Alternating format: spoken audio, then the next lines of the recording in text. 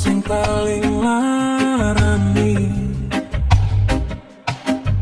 nalika bapak lunga ninggalke keluarga nelongso nanging kudu tak terima sing gawe tambah loro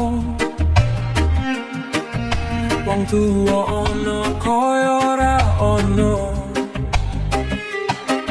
lan dikasih sayangi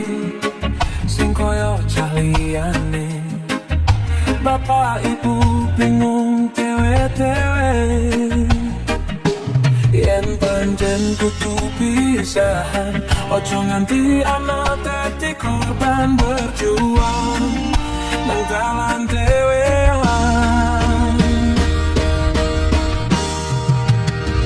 ora ono sing jaluk dilahirke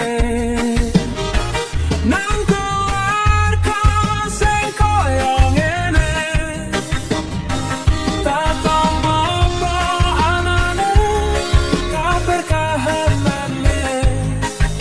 yen pancen ngene iki takdire kudu iso kuat balungane marko ora disangga wong tuane kudu iso ngedep dhewe ra ono cekelane ngene man ana sing rusak omahe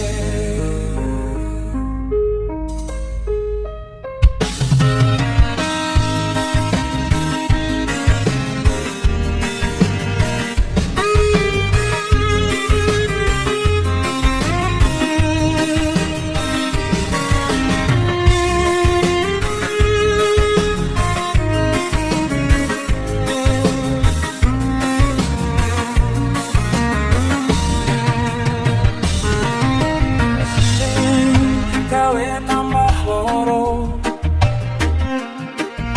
wong tuwa ana kaya ora ana lan dikasih sayangi sing kaya caliyane